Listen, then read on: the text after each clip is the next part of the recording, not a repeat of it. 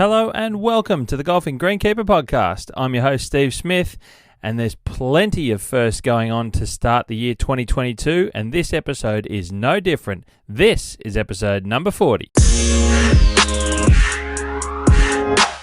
Now, a quick brief to give you an idea of what this episode number 40 is about today.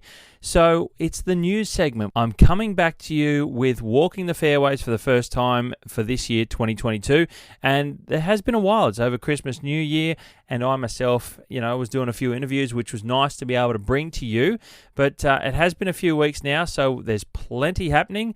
And hopefully you'll get some insight into some courses you might not have heard of for a while that have been doing some work, traveling to a few different states than the usuals. Let's go for a walk. Now, to begin with, I just want to start with mentioning how good was the Australian PGA and the Australian WPGA the weekend gone at Royal Queensland in Brisbane. What an incredible event that turned out to be, as we'd all hoped, I've got to be honest, and it delivered. It delivered in spades. What a game that was. And I just want to make a comment and talk about, for example, Suo and Grace Kim duking it out for the first ever title of the Australian WPGA and to be the first winner of the Carrie Webb Cup. They did so well, along with all the other women that were playing in the event. There was a stack of them out there showing off just some new names that we probably haven't heard of before, you probably haven't seen before, and can't they play some golf? My God, it was fantastic. And like I said, watching Suo and Grace Kim duke it out there for the win on the final day of the final round, and Suo coming away with a win, it was incredible. So that was great to watch. I thoroughly enjoyed watching the women play. And look, what about Jed Morgan in the men's, in the PGA? Now, well, what can I say? But holy shit, didn't he flog it in like the Aussies against the Poms in the Ashes series? It was like winning by an innings and 1,000 runs. I think he had a win for something like 10 strokes or 11 strokes or something along those lines. I can't remember. It was just a yawning gap to second, and he absolutely belted it out. A local member of RQ, knows the course intimately well, and didn't it show. But I tell you what, that is a name. You watch Jed Morgan, that's a name we're going to be keeping an eye on in the coming years. This bloke can play some serious golf. Fantastic. And also, talk about RQ. It was sensational to see RQ on TV. What a great looking golf course it was. I haven't played it myself. Hopefully one day get the opportunity to, but Adam Mills, superintendent, and his team done a fantastic job bringing that course up to spec. A little bit of a unique course, got Queensland Blue Couch fairways, which you won't often hear about, but it is gives a really interestingly nice surface there around on the fairways. It's a fantastic course. It's got couch greens, which you probably didn't notice that you might have heard them talking a little bit about grain that the players had to deal with on the greens, and that's just inherent with couch, generally speaking. Very, very difficult to minimise any grain. It's just a part of the grass and the way that it grows. And I've said this before many, many podcasts ago, I've got to say, in my early days, but if you're a professional, if you're a golfer, a good golfer out there, anyone, any golfer of any level, if you can putt on couch greens and you can read grain and know how to aim for it and allow for it, you are a wizard. I can see it, but do you think I can putt to it? Zero chance, thank you very much. I battle. But they did so well. It was great watching the pros work their way around RQ. So just wanted to point it out to you guys. If you hadn't watched it, there might be some replays out there on Fox or something you might be able to watch. But highlight reels or whatever, it was fantastic. And I can't wait to see this tournament, this event, evolve more with watching two concurrently run tournaments in the men's and women's. What a great way to watch golf in Australia. Absolutely sensational, and a win for all, and a game and a win for the ages by Suo and Jed Morgan. Sensational stuff. So good to see the golf back on telly in Australia. Now we get out as we walk the fairways, and we're just going to start sort of, why not, smack bang in the middle of the country. Let's go to South Australia. I'm a big fan of SA, as you probably do well know, and I've got some different news. Moving away from some of the stalwarts that I've talked about in the past, and we've got to start somewhere, so why not start the year off in South Australia, in Adelaide? But let's go to West Lakes Golf Club in the northwest of Adelaide City. Now, West Lakes are looking to do some major work to their course starting this year and being completed over the next 4 years, which will take it to 2025. Now, I had the good fortune good fortune. It was great to be able to have the opportunity to play West Lakes when I visited Adelaide a couple of years ago now. It was just before COVID, from memory. And I really enjoyed West Lakes. Good course, very good course to play in. Certainly one that you'll enjoy playing if you get the opportunity to. Now, the club's looking to, and I'm only talking about the golf course component here, they're looking to do some redesigning of 15 of their bunkers and install some new sand on the remaining 29 bunkers of the course. And that's just one part. They're also installing some new cart paths. They're rebuilding some tees. They're building 3 new greens, that being the 9th, the 14th, and the 15th. They're looking at getting a new bore for a water supply to sort of give them a bit more security for water. Constructing a lake as well, which will be located near the clubhouse. There's so much going on here. Now, and incidentally, this lake they're doing, it's not just for the sake of building a lake. It's for a purpose, for a reason. It's going to be part of the construction and where they will source the majority of the material for the works on course. So they need, it's like a borrow pit, and they will eventually, that's where they're going to source it on site, so it's local soil, and they'll turn it into a water feature, being a lake that's within view of the clubhouse. So that's a nice little addition and a way to sort of utilise where you can source some material from and then make something out of it afterwards. So there's a new lake happening as well. There's new course furniture. We're talking about hole signage, some drinking taps going on at the course, a bit of furniture, tee markers, distance markers. So this is a big deal for West Lakes. This is a big overhaul without redesigning the whole golf course, but there's a lot going on here. This is a bit of a turning a corner for West Lakes, if you like. And it's a lot to happen in 4 years. Now, Craft and Mogford Golf Strategies are involved in this one. They're the design firm, the architecture firm behind what's going on to the golf course. And West Lakes are looking to start with the bunker work this year in their plan of works, and it looks like that's going to happen and unfold this year. Then in 2023 is when some of the bigger stuff is going to start happening. So we're talking like some of your getting in the design stuff of the green sorted and signing off with the club and doing some of the tee work and that sort of stuff as we move on down that 4-year program. So they've got it all planned out really, really well. They've done their homework. They've got good people involved at Craft and Mogford. So this is being done very well and set up from the beginning very, very well, which I like to see. Now, like I mentioned, I played West Lakes, and it's a great golf course, very enjoyable, and it's a good, easy walking course as well. Notoriously around Adelaide, before you get up into the hills a little bit, Adelaide's reasonably flat, a little bit like Melbourne. There's some really good walking tracks, walking courses around in Adelaide that you'll certainly enjoy. Like I mentioned, West Lakes is one of those that you will if you get the chance to go down there and play. And it's a great entry-level, entertaining golf course in Adelaide if you get the chance. If you can't get onto the privates, West Lakes is one that you will be able to access and certainly enjoy and get a taste of golf in Adelaide. Now, the other one for South Australia that I'll mention is a quick report about Glenelg and what they're up to with their course enhancement work. And they've been working on their 18th, which I mentioned at the end of last year, and rebuilding their 18th hole. Now, the 18th, towards the end of the last year, after I spoke about what they were up to, cutting up 18 and sort of peeling it all back for the new work, they've laid down solid turf on the 18th green. So it's all laid out. They've also put grass around other places. This is now getting to the point of finish. And the 18th green, for example, has now had, since it was laid, it's had 4 weeks under its belt of growing. And doesn't it look fantastic? You know, if you're a regular at Glenelg, you'll start to see the 18th looking more and more like a golf hole again soon. And the weeks will be not too far away, counting down to when the hole will be back open again. They've just hammered it out as they do, a professional team there at Glenelg in all shapes and forms and all the facets of the work that they do. And they've really managed to pump this one out and get it growing in, so it won't be too long, like I said, and you'll be able to get out there and enjoy it. But if you're a member, if you're a visitor or a guest, you get the chance to see it. You'll see what's been happening and all the work that they've been up to. And to do this stuff over the Christmas New Year period is fantastic in the middle of summer. They've pumped it out, like I said, a great job, great work by the team. And it's looking fantastic. So good stuff at Glenelg for a little quick report there. And that completes SA.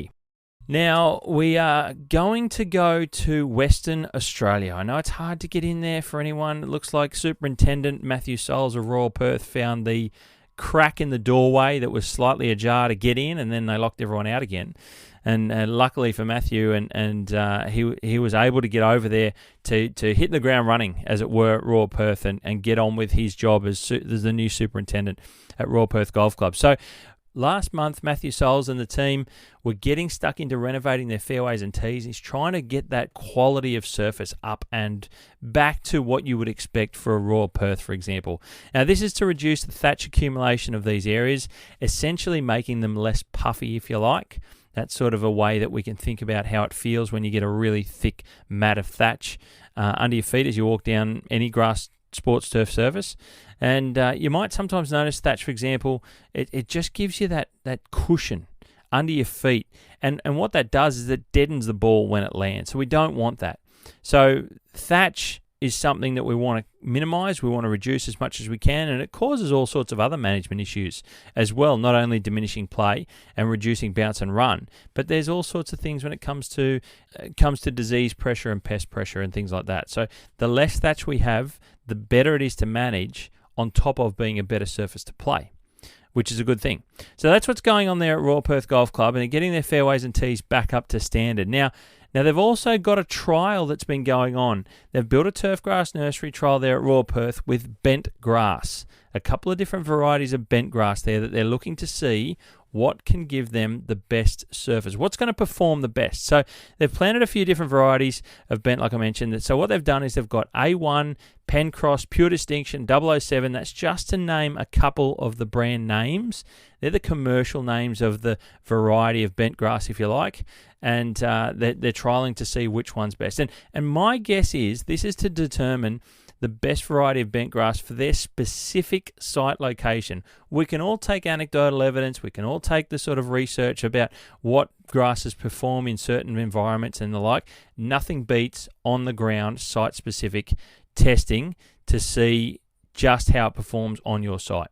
So it's really specific to them. And I'm going to assume that this is in readiness for the new redesign of the golf course and the new work that might be coming to the course, since the architects Clayton de Vries Pront and Cruise Golf were announced by the club that they've engaged those two design firms to look at the future of Royal Perth Golf Club and the golf course there on the site. So that's what I'm assuming it's for. That's how I read it, and I'm looking to see how it all marries up together and unfolds over the coming sort of probably the next 12 months. We're going to see a lot of information come out, I would imagine, and start to hear some things coming of what the plans are for Royal Perth. Now, this type of nursery is so good to understand, like I mentioned, just how the certain grasses perform at the specific site.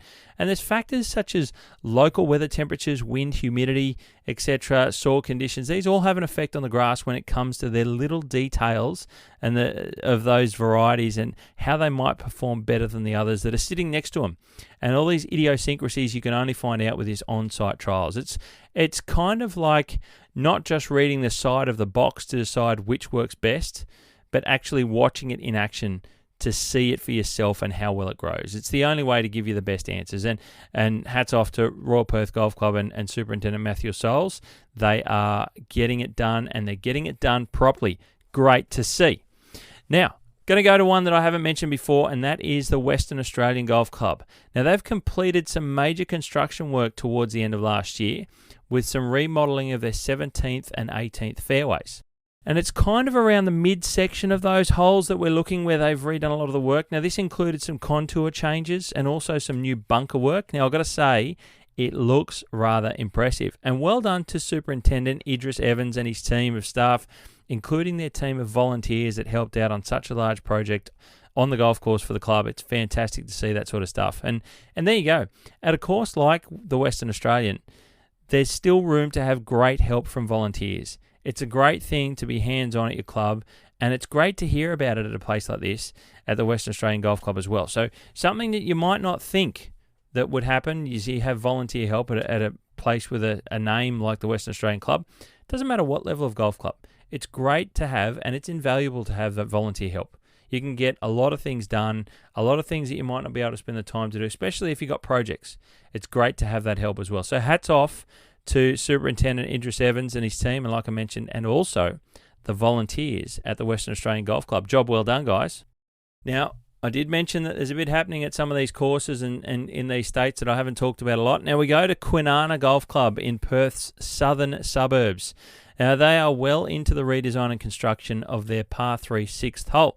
The bulk earthworks, including dropping the green site itself around something like 2 metres down from where it used to be. The bunkers are shaped up and they're forming up the remodeled tees as well.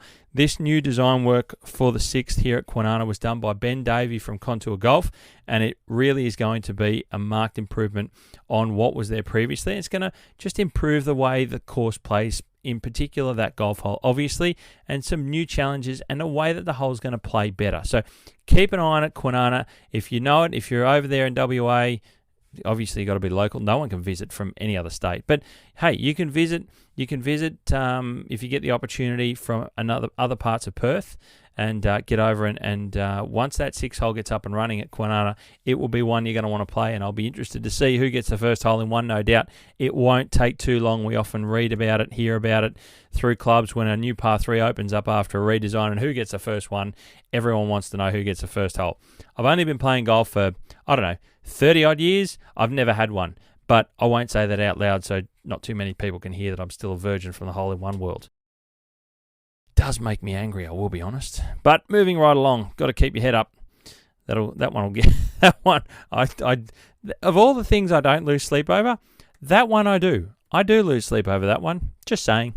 Okay, time to turn the page. But we are still in WA, and to finish off WA, it's with a quick word about the Links Kennedy Bay and the new Graham Marsh design being constructed over there by McMahon's. And that's that full remodel, more or less, of the Links Kennedy Bay. As we know, it was a wonderful course previously, and due to some land changes and some movement happening around locally with some development work there nearby, they've had to move the course, and that involved a lot of changes.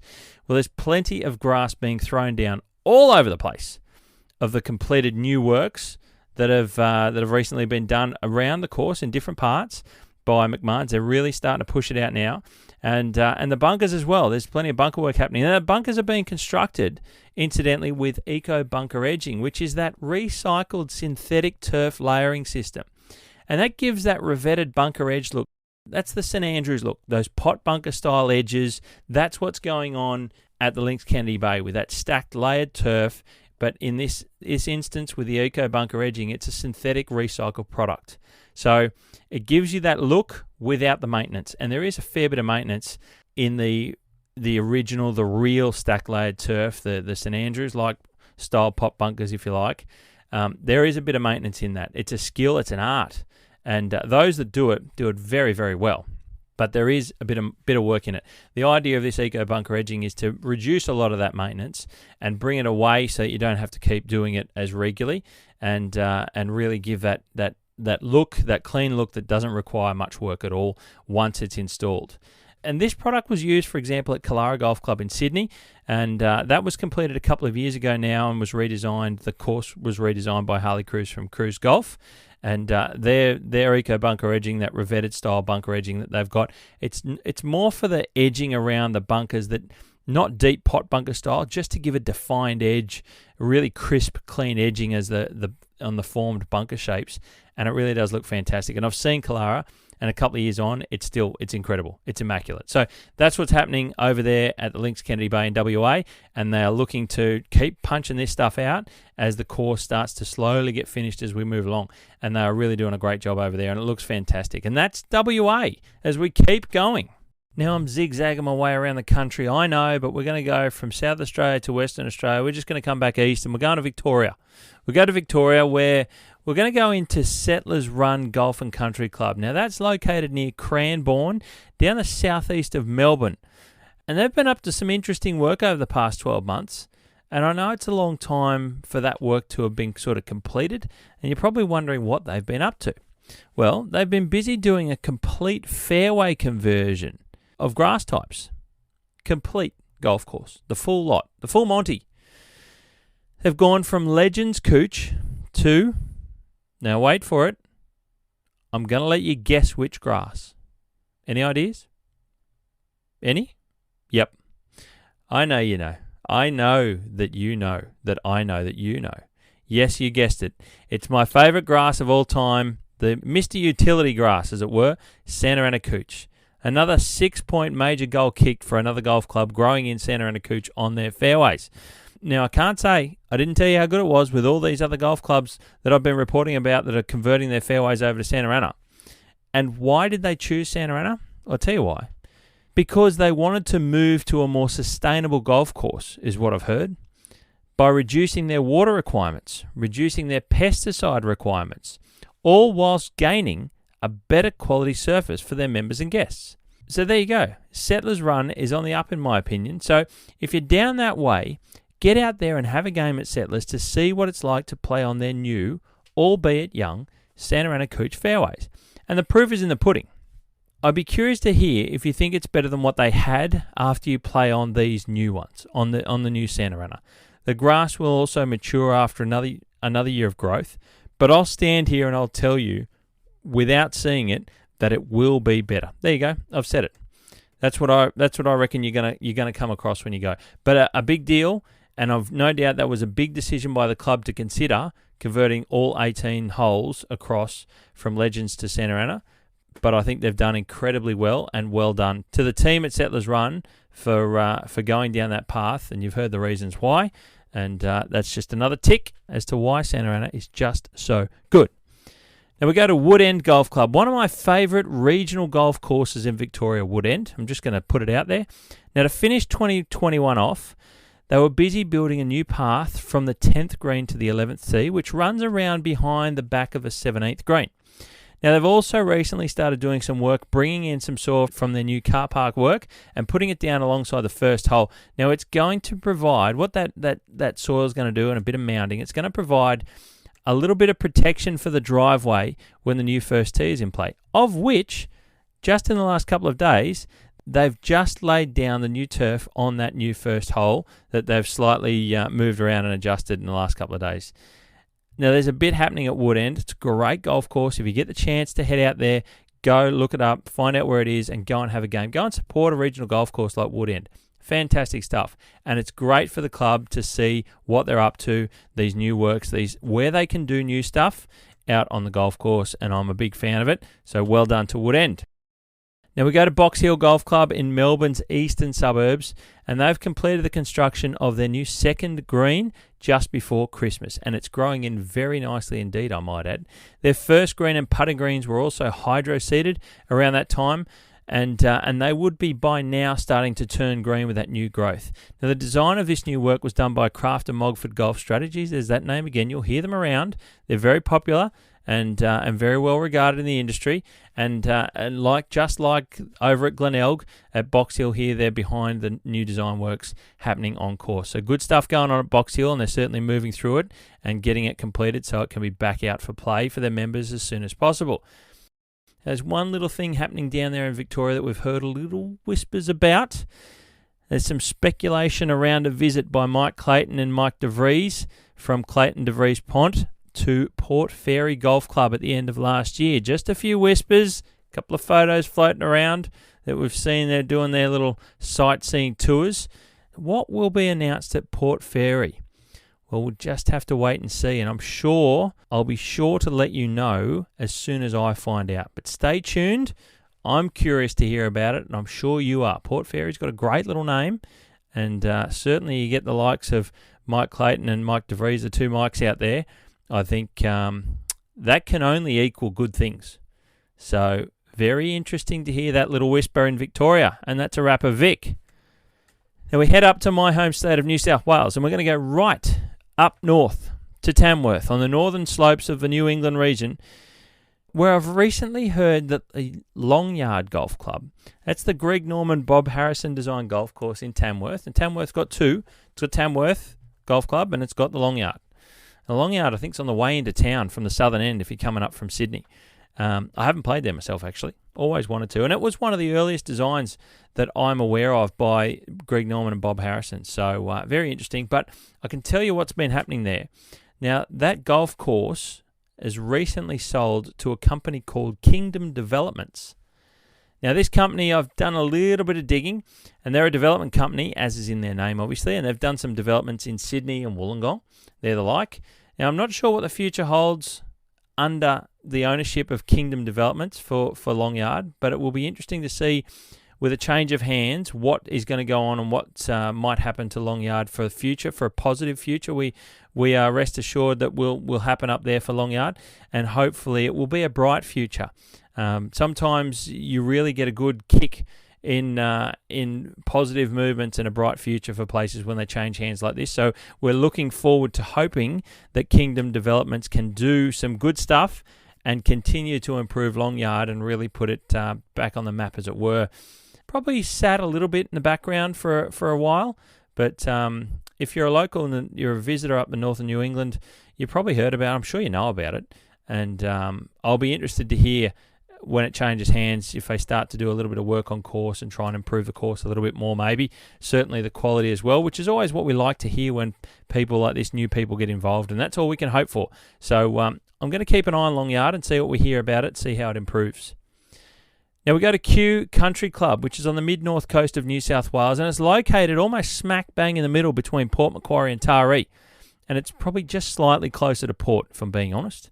Now, at the end of last year, Superintendent Brendan Hansard and his team were busy constructing their new 14th green on the golf course. And previous to that last year, they'd also built on course a new undercover practice tee and coaching academy area. Now, there's a bit going on up there, so if you haven't played Kew in a while, there's some new stuff to look forward to next time you go up there and visit for a round. And look, Brendan Hansard, he's a well-established superintendent, been around in the western parts of Sydney and the like, and now he's up the mid-north coast there at Kew, and he's been at Kew for a little while. I'm sure if you're a visitor, you've seen the quality of the course slowly improve in time as Kew goes forward. So great course, well regarded up there, and certainly a stop on your way if you're looking to play golf on the mid-north coast of New South Wales. Now we head into Sydney as we continue to move south, and we're going to pop into Pymble Golf Club on Sydney's North Shore, and they have been busy beavers. Now they saw the opening of the newly built par 3 11th hole at the end of last year. Now this green complex has 3 new bunkers and also incorporates a creek that runs along the entire front of the green. And that must be negotiated by players as you play the hole, which is a little bit interesting that there's no way around that. You must carry that. It's a forced carry hazard. There's also a brand new sandstone retaining wall that abuts the front of the green, allowing for the creek to cut up so close to the putting surface there. It's really quite interesting how tight it is up against the green. And basically, like I mentioned, you have to carry the ball all the way to the green. You've got a step, with that retaining wall to get up on the putting surface. So there's no real sort of running it up or bouncing it up or anything like that. It's actually full carry. You've got to get it there in the air. And certainly they've built that into the 11th, absolutely, as I mentioned. So pretty full-on stuff. Not a long hole, but a solid hole. With the creek, the way that it's built, there's almost a sort of 2 small waterfalls on both sides of the hole corridor as the water flows on its way from the high left side and then flows across the fairway and then drops down on the low right side of the hole. The new redesign and construction work now moves on to the 12th hole, where they've already got stuck into the work at Pymble, and I will endeavour to keep you up to date with how it's going. But they've got a lot of work going on. They're really smashing it out too. Superintendent David Stone and his team are really flogging out the work there, which is, private golf course in Sydney's North Shore. They've got a quality product to deliver, and they're really pumping it out. So well done to the team. Now we head south, we continue to move south down the coast, and this time we go to the Links Shell Cove located south of Sydney and just to the south of Wollongong itself.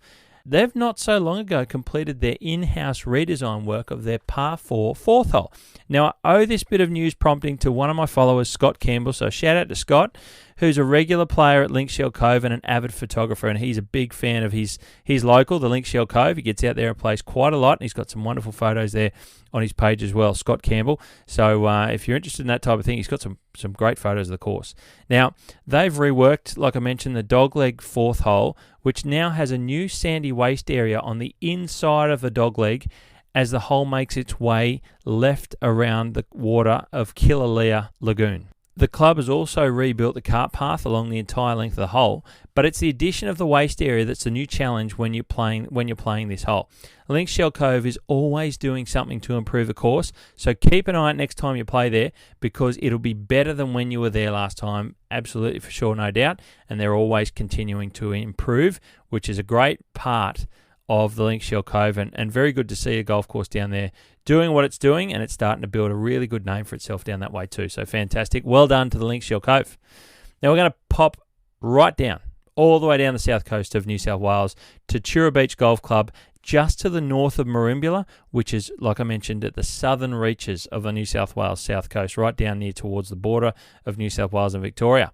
Well, at the end of last year, they installed some custom bind on a few of their bunkers, which also meant the installation of new bunker sand on those bunkers they rebuilt. Now, rest assured, now on holes 1, 9 and 18, those brand new bunkers will be draining incredibly well and have no doubt already been tested with the rains that we've had this summer. I've got no doubt that they've certainly proven themselves, and custom bind is one of those bunker lining products we're hearing a little bit more about. As time goes on, more golf clubs are considering what type of bunker liner to use, but at Chura Beach they've gone with custom bind, and Chura Beach has got a great name. There's some great golf down at south of Bega, down at Pambula, Merimbula way, and Chura Beach is one of those. So great stuff down at Chura Beach, and there's plenty going on in New South Wales, as you've heard. Now we head up to Queensland, to the final piece of the puzzle of Walking the Fairways, into the state that we've been wanting to travel to and only just recently been allowed. Now, in Queensland, at the end of 2021, sad to say, a little 9-hole golf course called Laverack Golf Club on the south side of Townsville in Queensland, now they closed its doors for the last time at the end of last year. Now, this little course was attached to the Laverack Barracks and was enjoyed by veterans and civilian members of the club. The course was in operation for nearly 50 years, and for those attached to the club and course will be a sad loss, absolutely no doubt. Now, the ADF say that the lease of the golf course was not renewed by the Commonwealth, and the land will be repurposed as training and sports fields.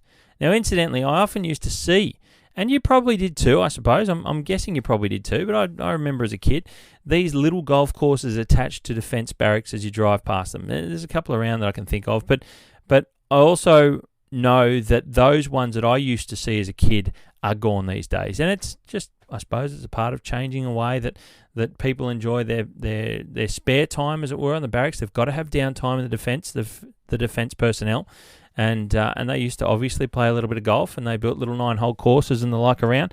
And for me, the first one that I think of was actually at the defence establishment at Orchard Hills, just to the south of Penrith in Sydney's west. And it's been gone for a little while now, but that's one that springs to mind. But there you go, a sad end to a little 9-holer for the defence personnel at Laverack, and also for the local members that used to have the odd hit around from there in Townsville on the south side of town at Laverack. But it's closed its doors and is no longer with us, and we take our hats off to Laverack Golf Club. And there you go, guys. That is a wrap for Walking the Fairways for the first kick for 2022.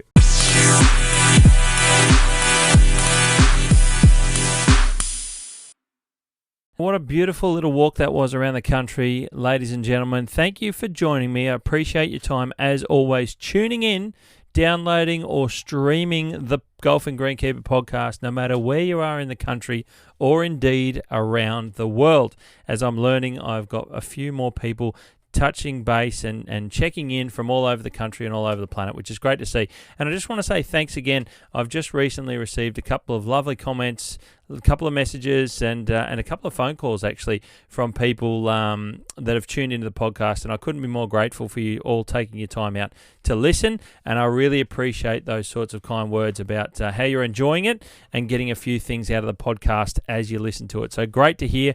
Thank you, and I really appreciate it. And can I ask you, if you don't mind, I say like, share, subscribe, but I'm going to also throw out there, if you wouldn't mind leaving a review for me on Apple Reviews, I think is the place that's the easiest place to do it. I really do appreciate those comments and those reviews.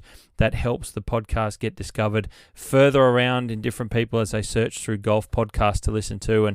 And I know it takes a little bit of time and effort, but I do appreciate it greatly. So thank you very, very much. And look, like, share, subscribe. As always, happy to chat away at all sorts of things. Don't be scared. Don't be shy to send me a comment, message, or a phone call, indeed, as I mentioned. And really appreciate it. Now, next week I've got coming back Australian Turf Analysis Keeper of the Greens with a new interview. So stay tuned for that. Make sure you've checked that box or press the button that says that you want to subscribe so you can get a notification, a push notification when it comes out next Thursday. And I'm really excited to bring that one to you. I will keep you guessing, of course, so that way you don't miss it and you tune in. But really excited to bring it to you. And incidentally, if you are interested, and you probably haven't heard, I was on a podcast recently called Behind the Turf. Now, that's a greenkeeping industry podcast, but even if you're not interested in greenkeeping and you are a little bit curious about my greenkeeping story, my history through the industry, and where I've come to be as the golfing greenkeeper, if you want to know a little bit more, catch up with Nadeem and myself as we chat about my history on Behind the Turf podcast. So search it on your favorite podcast app. It is available all over the place. And I really appreciate Nadeem asking me to come on the podcast and have a chat about all things, including the future of greenkeeping. So a couple of little things there, but I certainly enjoyed it. Good having a yarn and being on the other end of the questions. And if you want to know a little bit, I'll give you something. There's a little bit of a cheeky insight into the podcast. Steve's Super 7 questions get thrown in my face, and I've got to do the answering. So there you go. A few little comparisons that you'll be able to listen to, no doubt. So get over and have a look for Behind the Turf podcast as I chat to Nadeem about all things greenkeeping and my background in the industry. So thank you very much, guys. As I always say, you hit 'em clean, we'll keep 'em green, and I look forward to catching up with you next Thursday. You have yourself a lovely day.